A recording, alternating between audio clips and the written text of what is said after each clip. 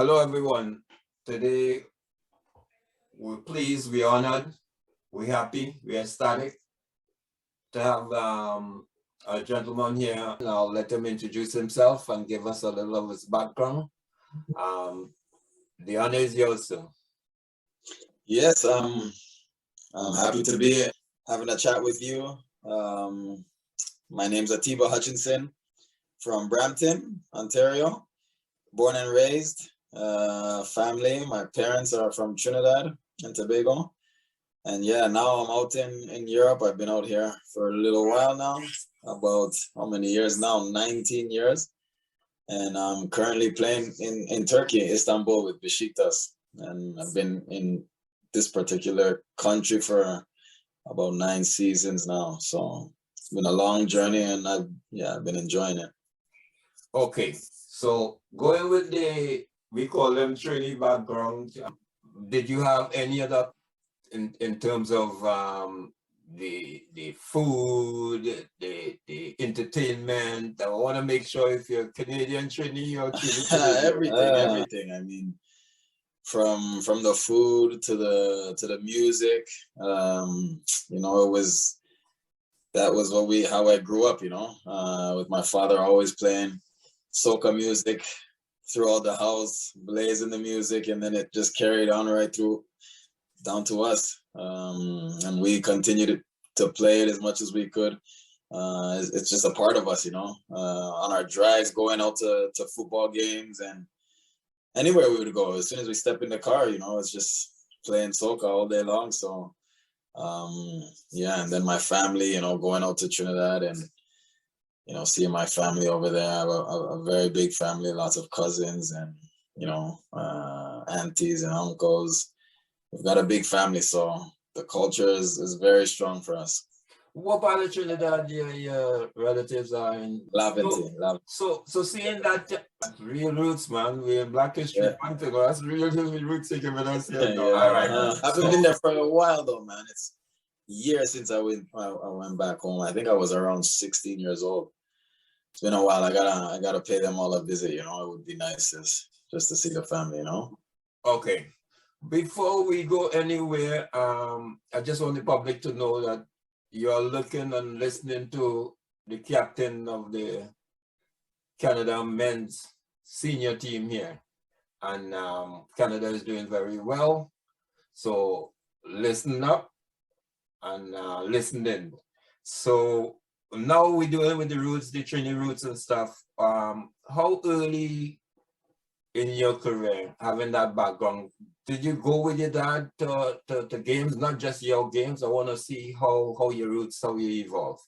So did you go, apparently they said they played for Antillians. Were you aware of Antillians and how did that work for you? Of course, yeah. We went. I used to watch him play every weekend growing up, and just the whole, community and the guys on the team. It was always entertaining. It was a big show. Every time they went out to play, it was just about, tricks and doing as much as you can, just showing everybody what you can do, and it was really competitive watching those guys play. They would get into it, and you can see how much they wanted to win. Of course, they wanted to, enjoy and have fun and, express themselves, but it was just real competition, playing to win. You could always see that. And me, getting to experience that, I enjoyed it. I always enjoyed it. And having a lot of kids around, running around, we would be doing our thing on the side, playing some football and, having fun while music was playing. It was always, great times to be a part of that. Now I understand, seeing that you watched him, now I understand your father had a little talent. Let me look at your talent pool. You understand your father played forward, is that correct? And don't be too tough on him, because I understand he wasn't too bad. He was good. He had a nice left foot. But yeah, a lot of technical ability, always calm, composed. They used to call him the king, so he was one that would run the show. And of course, when you're young and just, seeing your father play and just seeing him like be the man on the pitch, it's something in my head that I'm like, that's what I want. That's what I want to do. I want to strive to be at those levels and be, the boss on the pitch and run the pitch, control, be a general. So yeah, just watching him play, quite often, it was nice to see for sure. So did you start at forward and transition to your midfield? What was your positional play? How did that evolve? Yeah. I was from my early age as a striker. I just wanted to go out there and score goals. Back then I had speed when I was young. I was one of the fastest always on my teams. So I was always playing as a striker. I just wanted to go out there and score as many goals as I could, take the ball and run. I mean, you don't really pass the ball too much when you're younger. So it was just get the ball, get comfortable with like going past players and just scoring goals. That's what I did. And then I started getting a little bit older. And I remember my father at some point just said, look, maybe it's time you change your position. So he was like coaching me. And we had like a really big game, and he made some changes in the team, and he put me as a midfielder and the midfielder as a striker. And yeah, I mean, I was controlling that game, and our midfielder ended up scoring, I think, 3 goals in that game. And that was kind of the turning point. I was actually speaking to him about that the other day, like how that just changed everything. And that's what made me start thinking, look, I can probably play as a midfielder and, get more touches on the ball and, express myself even more. So what you saying, your father initially did your coaching? Yes, he was. He was doing my coaching from a very young age. He coached me like going up through the ages, different age groups, and onto when we started playing rep soccer. So he was coaching me together with Winston 10. One of my first coaches as well. He's done a lot for me in my early stages of my footballing career. And so he was, essentially my coach for a long time. So when did somebody else take it over? When you had to break that rein with Daddy and say, well, okay, move on to other things? So it's funny. I actually started at some point. How old was I? I think around 14, 15. My uncle. I went over to my uncle's team. Like my dad said. Is that right? Right. Yeah, with my uncle Roy. Uncle Roy. Yeah. So it was Chinkuzi at the time. And so we were playing and I was playing on a really strong team. And it was like almost too easy for us. So my father had an idea. He's like, you know what, let's bring you to your Uncle Roy's team where they weren't as good as like our team. We were Brampton. And then it would be like kind of, to test yourself, to see like how you could do with a team that is not as strong and just have to fight a little bit more. And it wasn't as easy as I would have liked. I had to fight and work hard, and it was frustrating. Sometimes you wouldn't win games, but we had a good team. We played, some good stuff. But it was another aspect where you get to feel that taste where you're not winning all the time, and you just want it even more, and you have to fight even more and work harder. And through that team, playing with my uncle, it was a good step for me as well. Learned a lot. My cousin was also on the team. We had a great relationship with all the players in that. So it was just another part in the whole process of learning how to deal with certain things and circumstances. So that picture that you have there with the Antillean teams that came to the Sports and Family Day at Birchmont Stadium, do you recall those players and do you recall the situation? I see you nodding yes. So I don't know if you couldn't make the team or what was the story, Yeah, those are all the guys I played against or played with or played against for many years, and they formed a team at a time when I had just went over to Europe and started training with a bunch of different teams. I was on trials in that, and unfortunately I didn't play on that team, but I was watching them whenever I could. Had a very strong team, but yeah, for sure remember those days, and a good group of guys, my close friends. A lot of good memories with them, and good times for sure. So okay, now you're at the threshold, the 16. Did you do the provincial program here, or did you decide to test the waters in Europe? How I did that did. work for you?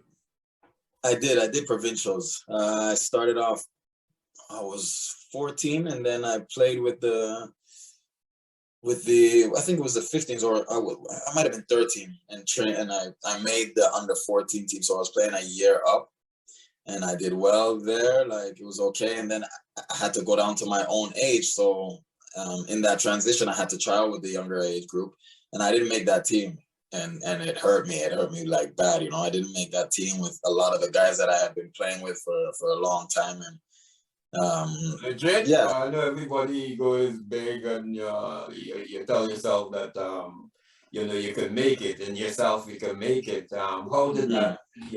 I guess you said you were crushed in terms of not making it. Huge. I mean, it was a big disappointment. I thought I would be playing with those guys for sure. We were looking forward to going to the provincial tournaments and everything, and that was just set in my mind. And yeah, I mean, like you said, I was crushed. It hurt me a lot. I had a lot of tears, shed a lot of tears over that. That for a long time actually, and it's a part of the game. You got to learn from those things. When things don't go your way, you just gotta put your head down and then continue to work, fight even harder, and hopefully you get that chance again, and then you take it. Now, how did that evolve? Because that's in doing your uncle a few days ago.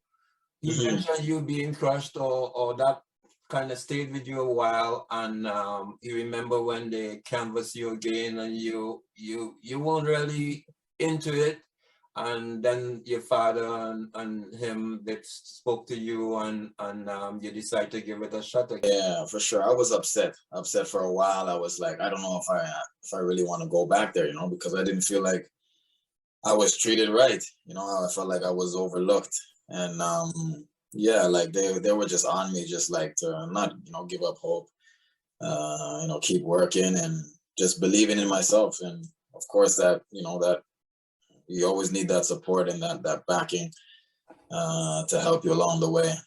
So for me, I gave it another chance. I knew I could do it. I was just really upset for a long time, and then I said, you know what, we'll go again. And then the next time it came around, the tryouts, I made the team, and that was the next year. And yeah, of course, I was really happy about it. And then yeah, we went on to the provincials, and we actually won it. So it was a good achievement. That was like probably one of the biggest things that I've won in football to that at that point. So it was good just to be involved and to be playing with the best kids in Ontario. Oh, for the kids listening now, they heard you were crushed. They realized you were talked back into it. Would you tend to want to say nothing happened before it's time? Well, yeah, I mean, that's how things work, man. It doesn't always go as smooth as you would like. There's going to be bumps in the road. I think it doesn't matter how good you are. You've got to always keep your feet on the ground, keep working. And when these things happen where it doesn't go your way, it's just finding a way out of it. Just being mentally tough.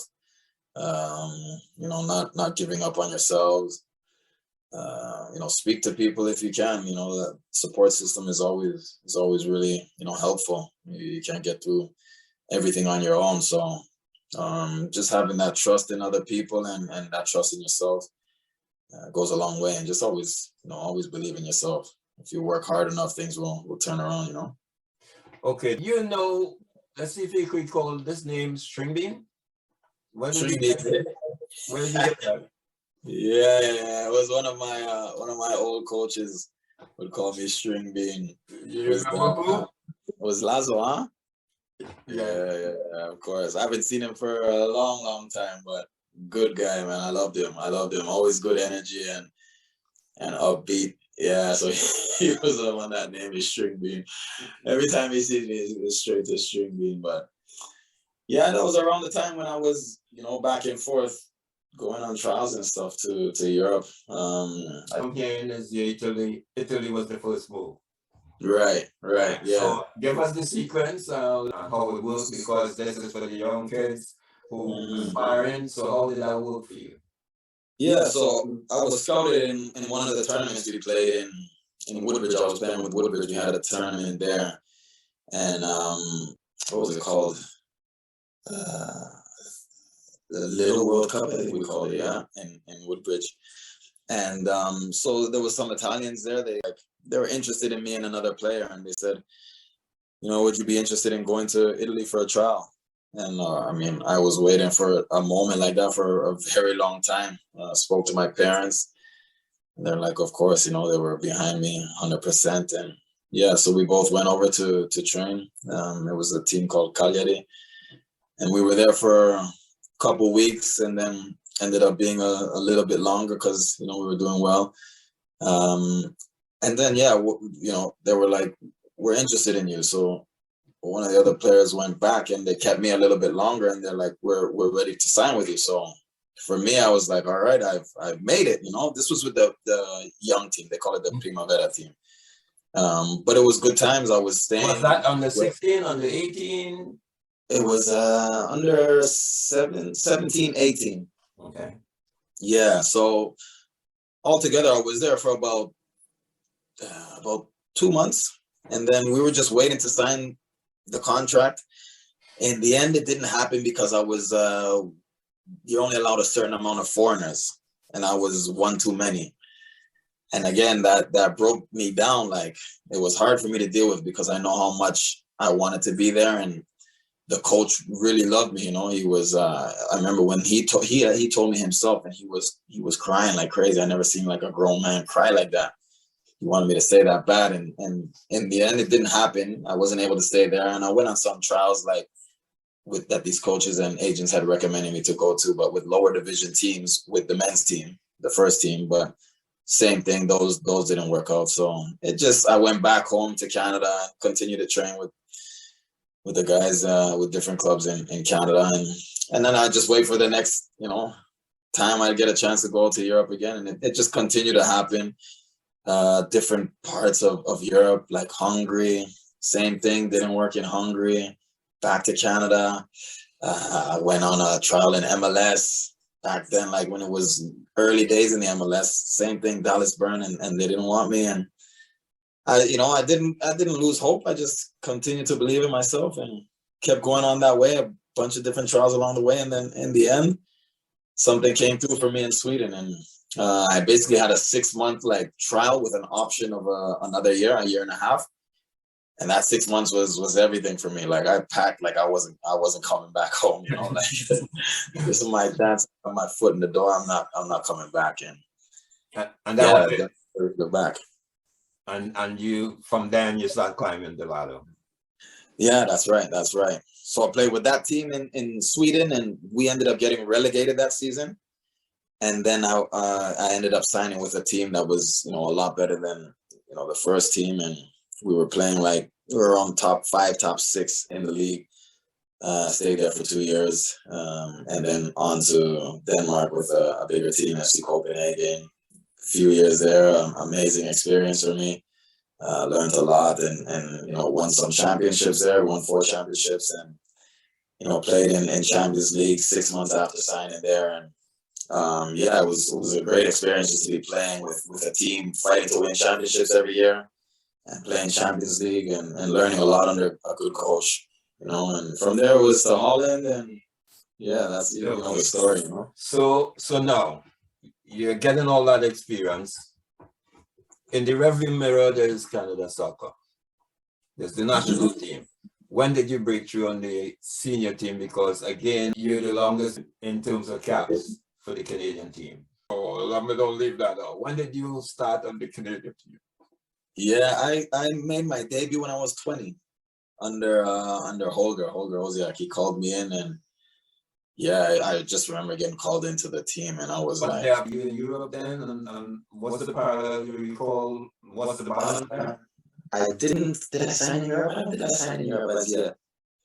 I don't think I signed in Europe. I played, it was in January. I signed just after that. Just after that camp, if I'm correct, right? So how was the Canadian experience now? It was amazing just to be, training with these guys that I had seen on TV, and guys like Dwayne, Paul, Salteri, all these guys, Jules. It was like I couldn't believe that I was there. I was so nervous just being around them, and I remember like dinners and stuff like that. I wouldn't open my mouth. Like if anybody asked me a question, it was like a one-word answer. So rookie. Rookie, yeah. Like quiet one. I'm normally a quiet guy, but I mean, I didn't say a word. I didn't say nothing. So but it was just what struck you as motivating? I mean, just to see like the level of football. There's a lot higher level than I have ever experienced. I remember the training sessions, like it was a lot more physical. The game was a lot quicker. The decision making was so much quicker, and I needed to adapt to that. I did well, but I wasn't at that level yet. And fortunately, I had been given that time. They had patience for me, and with my work ethic, they could see, I was somebody that was going to work and fight for my spot. But yeah, just to see like the level of play that I just wasn't familiar with, and it helped me a lot. It helped me throughout my career for sure. Is there any one person or any one person in the team that you kind of, I wouldn't say emulate, but kind of inspire you? I wouldn't say motivate because you have your own motivation, but kind of give you a little inspiration that you liked in terms of how they were, as we call it, dropping it. Yeah. No, for sure. Like I watched Dwayne a lot, like just to see him. I mean, I wouldn't even talk games, just to see how he would prepare and come out for every training session. Like he wanted to win. He was a competitor. Everything he did, he wanted to win. He was hungry to win, hungry to score goals, and just to see what he wanted to do and what he wanted to bring out for himself, and to show people like how he can play the game, how he can express himself. The hunger he had, for me, was amazing to see. It was amazing, and guys like Julian as well. Like I learned a lot through playing with Julian for so many years. We had a long career together, but the ability that he had, he was just so sharp, so quick, strong, just like athletic.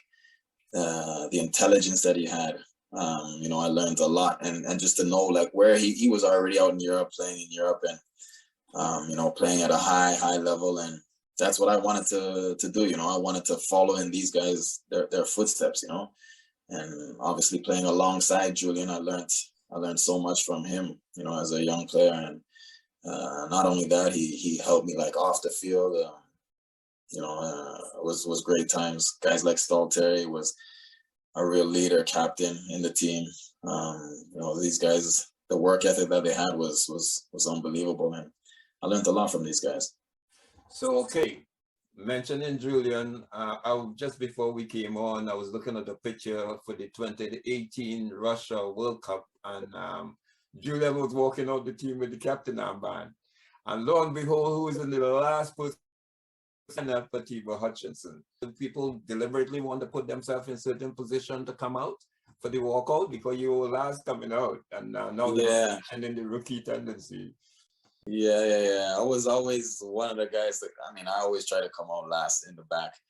I don't know why it was. I started doing it when I was in Copenhagen, and you're winning games, and you have a good feeling with coming out in the back. And for me, I was like, you know what, let me just continue this. And once I was able to do it with the national team, nobody was really telling me anything, and I just kind of stuck with it and just made a habit of it, really. But yeah, some guys just have their things to get them in the game, get them psyched up, and that was one of mine. All right, so now we do a complete 180 now. You're back. How did they come into the captaincy? You changed coaches. We know the program. So here we'll go. We'll go into the disappointment of the qualification. We know, I heard a lot of story about you not wanting to play anymore. You were so dejected about elimination for Honduras and stuff. And lo and behold, you're the captain, you're leading the team now that what seemed to be a shoe-in for Qatar. So give us now, how broken were you, that disappointment in Honduras? It was a big disappointment. I would say the last two cycles, like that one that we lost to Honduras was 2 cycles ago, the 8-1. It was a hard one to swallow for all of us, and it stuck with us for, I mean, so long. We couldn't really get over that one. Almost still having. But yeah, the last time around was also, pretty tough. And for me, it was more tough because I thought, like you said, for me, it was like, that's it for me. I'm done. How old was I then? I was 34. So I'm like, there's no way I'm going through this again. Like, that's it for me. And I remember, like, with some of the guys, I was like, it was almost like me saying goodbye, signing some jerseys and stuff like that. And almost like, this is it, guys, like, good luck. I want you guys to do well. And, but for now, like, that's me done. But I took a little bit of time, just, not even really thinking about it, because it wasn't in my mind that I would come back around. And I got a call from, John while I was on vacation in the summer in Thailand. That's John, the coach, right? Coach John Herdman, yeah. He gave me a call, and he just wanted to see where I was, where my head was at. Mind you, in between, I came for 1 or 2 games here and there with Octavio as a coach, and still stayed a little bit involved, but in my head, it was just like 1 game here, 1 game there, but not to go through another cycle of qualifying, right? And John spoke to me. He's like, look, we just want you to come in and just to help these guys get started. It's, a new generation, and just to be there kind of to give your experience, be a little bit, be a leader, just help out, along the way in the beginning. And I said, all right, I'll do that. I'll come in for the, the early stages of it, the very early stages, and just help these guys, get going. And I mean, so some time went by, and, we kept talking right through, great communication. And, he's always been, pushing me and believing in me, as well as the players. And, I've just been in the right space. I told him, as long as I'm feeling good, I'm going to continue to help out as much as I can. And I mean, some years I've gone down ever since that first call we had, it was a couple of years back now. I think it's around, 3 years now, or 4 years. So we just, we stuck at it, and we worked together, and I'm here now, and still involved with the team, doing as much as I can, helping out the team, and just being a part of, this whole process, the whole journey. It's been great. And I'm extremely, happy to still be kicking it with these guys, and playing for the national team, representing, Canada, especially seeing the way things have turned out. The communication, I have you in several press conferences, and very rare I might ask a question, but I normally like to ask a question to get this headspace of the coach. What I noticed is, even with the coach prior, I forgot his name, when you were going to play Jamaica, that interview I had with you, the coaches there's something about you. The coaches seem to have a certain confidence in you. Either your communication skills to the team, how you communicate with the players based on your experience. And then with John, he's very passionate about the game, and what he's at a certain level when you and him together. Now, is there a unique communication that you two have? He's got great communication with all players.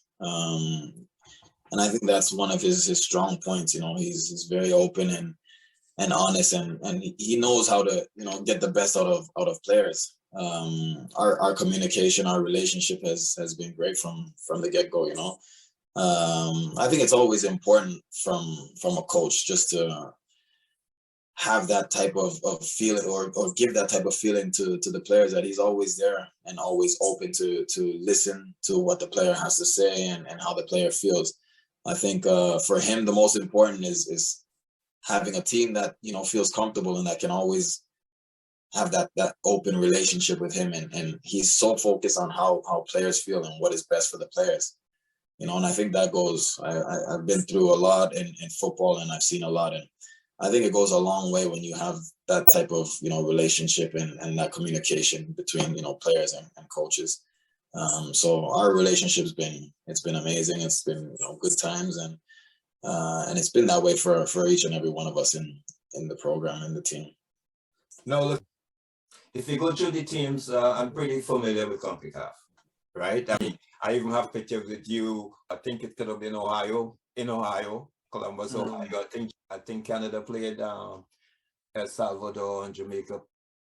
So somebody, the early game, Canada played the second game, and I think you were given man of the match or something. The game we won 3-0. The Central Americans, for some reason, Canada has been able to answer that question. There was a perception that Canada wasn't handling the heat in these places well, right? What do you think is the difference that Canada make that big transition beyond personnel in terms of whether it be tactics or whatever? I think it's all preparation for us. That's what it's been. It's been huge for us. You know, each and every game that we've been going into, we're looking at the things that, you know, can catch us off guard, or things that will just have us, you know, not as prepared as we should be. So there's a lot of boxes that we try to tick off before going into those games. With the conditions, sometimes we're not going to have a great pitch to play on.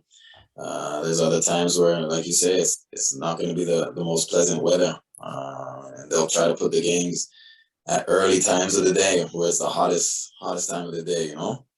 And that's just all stuff we try to block out now. We try not to pay any attention to that. We just say we don't want to make any excuses.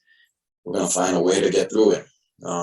So we've been putting that in our minds. That's been our mindset for, I mean, right from the get-go, from playing in St. Kitts and onwards. Like, there's no excuses for us. We just wanna fight. We're gonna stick together. We're gonna find a way through it. You know, like, our brotherhood is very strong. We really, it's really hard to you know, break us down. And we want to go there and show that in every game we play. It doesn't matter where we're playing. If it's minus 14, 15 degrees in Edmonton, or 30 degrees in Honduras or El Salvador, we'll find a way to get through it. And yeah, we've been doing it well and doing it in style. Well, look at it this way now. Even beyond that, even with the places that you're familiar with guys in the MLS and everything, the US, some guys, Mexico, the Canada-US game in the Nations League was a big stepping stone. I look at the team picture, I realize you weren't there. I don't know if you were injured or whatever, but that was a big lift at BMO Field. It was 1985 was the last time Canada beat USA. I mean, I don't know if you watch it from where you were, if you were in Turkey. I watched. Right? Yeah. Look at that game. To me, that was a pivotal moment. It was. You said. I mean, you're hitting the nail on the head. That was a turning point for us. You know, to win such a game, you know, of that level against, you know, our rivals. We haven't beaten them since, you said 95. 85. It was 85. So there you go, right there. Like, that's against the US, who have always been a very difficult game for us, and for them to go out there and play the way they did, you know, they played some very, very good football. That's, I think, where the belief really started coming in, you know, knowing that we can play against top 2 teams in CONCACAF, and to do it in the fashion that they did it in it was great, you know, and it brought a lot of excitement. It was early stages. You know, the country wasn't as much behind us as they are now, right? But it was a starting point for sure. And then now, fast forward a little bit, you go to Mexico. I know you watched the US game because of the card situation, right? So as I said, if you go back, the Mexico game, that was in, you think there's a changing of the guards? Once again, like, to go up in And that was one of our first games in this cycle playing in Central America, right? And it was against Mexico. So to get a result like that in Azteca Stadium, it's another, another part where you can say, look, this is a turning point for us. Now we know we can go up against the giants of CONCACAF and, get a result. And it wasn't even just getting a result. We played well. We played some good football. We could have easily won that game. It was there for the taking.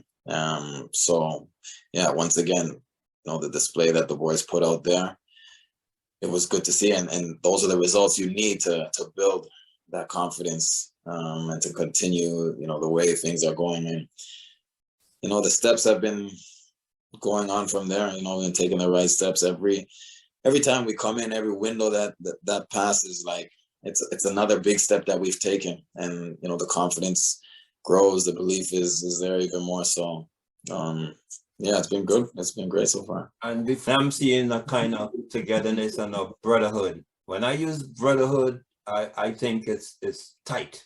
Is it as tight as it seems? The fans, management, coach, players. Gonna wrap up what that whole brotherhood is about. Tight, very tight. I mean, willing to die for each other. On and off the pitch, you can see the way that the team is going out there and just leaving everything on the pitch. If somebody's in a bad or difficult situation, the next man right there is there to support him, and the other 9-10 players are there as well. It's not even a thought. So it's really a tight-knit team where we're so close. And we enjoy being around each other. We generally enjoy being together, and it's a real brotherhood. And just the whole team, the coaching staff, everybody's in it together for the right reasons, and just want to see the team, the country be put in a place where we've worked very hard to get to, and a place where we feel we deserve now. We want to get ourselves on the map. And that's how it starts, to be successful, you need these type of teams and this type of close-knit family, and that's what we're showing, and we're going to continue this. We're enjoying it. We're enjoying every moment of it, every step along the way, and we have more to show, more to come. Let's go in the sticky wicket now. Which comes first? Qualifying? We're almost there. Or coming first in the group? No brainer. Qualifying, most definitely. All right. And anything in between qualifying and coming first? Because you come first, you qualify anyways. Yeah. Right? Sticky wicket. Yeah. No. For us, it's always been, we're just taking it one game at a time. We've said it a number of times. We've spoken about it so many times, and we're just like, don't get too far ahead of ourselves. We still have 3 more games. Obviously, we need, 1 more point, but it's the next game up, and when that next game comes around, from the moment the team gets together, it's just preparation for that game to go out there, and we're going to play for a win, of course. We want 3 points away in Costa Rica, and we'll do everything in our powers to get those 3 points, starting with preparation for that game. I mean, the first one is Costa Rica, and that's the most important one. But in our minds, we'll be, preparing to go out there and get maximum points. Of course, we want to, take it one game at a time. We want to win against Costa Rica, but we do want to finish top of the table. We've been working hard at putting ourselves in this position, and we don't want to let that slip. I'm hoping you played in Costa Rica before. I have, yeah. Good, because I've been there, cover game. It's a good, the atmosphere. They had serious atmosphere at their home field, Yeah, so I know. You had a tough game there. Yes. It was when I was really young. I had a really tough game there. The atmosphere was unbelievable. I remember at that time it was field turf. It would be a crazy atmosphere, but we'll be ready for it. I like where Canada is at now, and the supporters are knowledgeable, and especially now, because like that they know support, what they're making noise for. You know, they yeah, know when to get behind the team, when they need to pick us up. That wasn't there before. You know, it was just people in the stadiums and just trying to get, make some noise, but it wasn't the same. They didn't understand the game like they do now, and now everybody understands it, and it gives you that extra push and that backing. They really play as a 12 man now, so it's good. Now we really have that home feeling at home. But yeah, as you said, it will be crazy in Costa Rica. yeah. I think that's the only one I'm concerned about. I'm not concerned about the others because the decision will be already made at they will feel. But I'm really, keeping my fingers crossed for that Costa Rica game because that's a tough one. Oh, we don't want to forget this. What it is with you and El Salvador in terms of the squad. I was there when you scored in the first round. And can you explain that game, that goal? Could you explain that goal you scored against El Salvador? I mean, hard to explain, man. I don't know what happened. I don't know what happened. That ball touched. I don't know. It touched every part of me, the post, the man, the defender next to me. I don't know if the keeper touched it, but that ball was like a pinball machine. It was going everywhere, and it just touched my shoulder. I thought it was going out of bounds. I look up, I see it's going into the goal without the keeper looking. So once I see the keeper doesn't have his eye on the ball, I said, "This is crazy. How is the ball going in?" And it wasn't a matter of me scoring the goal. It was just a matter of how big of a win that would have been for the team. So I just got up and just went running like crazy because we didn't have that. Let me give you the credit areas. Your credit. The run. The run, yeah. Lauren almost fell down. He could 0-0. He could have hit the ground because tie would have been okay. It wasn't the best of game, but he continued. The camera picked you up. You look at the play and you start running, and within that play, you checked. That check, I kind of know what it is, but I want to hear it from you because I already say what it was. You checked why? The check was to see if he's gonna stay up, and once I seen he stayed up and got his feet, he got the ball out of his feet. I knew all right, now it's time for me to get first post because I know he's gonna whip it in. I knew nobody else was close. No one else was coming in the box. So I said, now's my time. I see the defenders are not in good position. So let me just get my head down and get into the right position. If I can get a touch on it, then so be it. And he got out his feet, he looked up. Once he looked up, I knew the ball was coming in, and he played in a really good ball, the right, level. I think I got my head or shoulder on it at first and hit the post, and then all that madness happened after that. So, of course, the work that he put in to not give up on that ball and stay on his feet, it was great, because like you said, he could have easily gone down and got the foul because he felt like he was alone and wouldn't really be going anywhere. So it was good for him. And another credit to your acting career now. To get up after such a goal and celebrate the way you did, and I gotta give you points for that. Almost like you scored a bullet there. Very timely goal, but the way you because I was mystified. I couldn't understand why nobody seemed to want to put it in on its end. How the ball got there, what was going on, the two with the goalkeeper, everything was strange about it. I know. Yeah, nobody going to go down for you going first post, going so low. I go, why keep my head doing down there? You went low to head that ball. Yeah, I went down. I was like a diamond. I dove to get on it. Yeah. It was crazy. A lot of people said the same thing to me. Couldn't understand what happened and why we were running around celebrating. And for a moment, we started pausing on the pitch because the referee was doing some crazy thing with his hands. And then it just kind of let it go. And that's when we all went together and then celebrated there, as a team. So yeah, I thought it was a VAR, but I guess they figured it out. I thought it was going to go VAR. Yeah, there was nothing serious. Okay, I wanted to make sure I get that goal, that goal in, because that's gonna be, in shot on a fool might even take that one. Exactly. Yeah.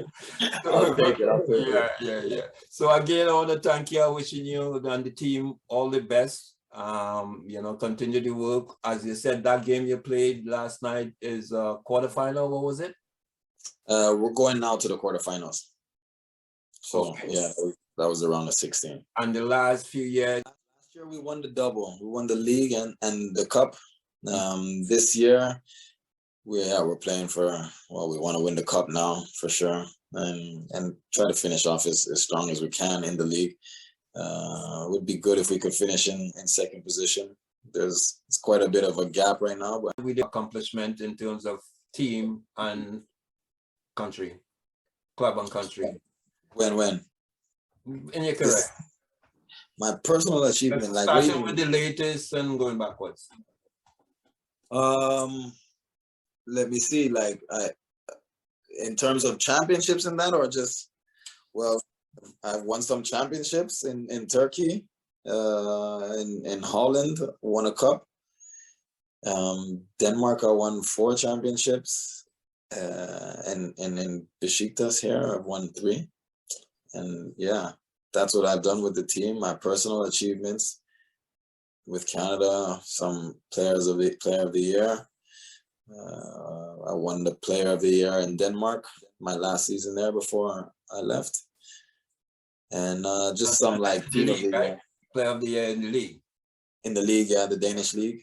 Yeah, and then a few like team of the years. I think 2 team of the years in Turkey. I don't know what else. I can't think of anything else. I'm probably missing. Anything else beyond the World Cup berth you would like to accomplish? Or that's the last thing on my list. I always wanted to play in the play Premier League. So I mean, that chance isn't coming around now. But I mean, for me, the biggest thing that I always dreamt of is qualifying and playing in a World Cup. So it's huge. I've been covering them, and the World Cup, it's huge. Yeah. It's nothing like it. So again, Atiba, I want to thank you for giving me the time again and all the information. And I say, stay up, stay safe, and win the games. All right, man. Thank you. Thanks for having me. Good talking. Bye.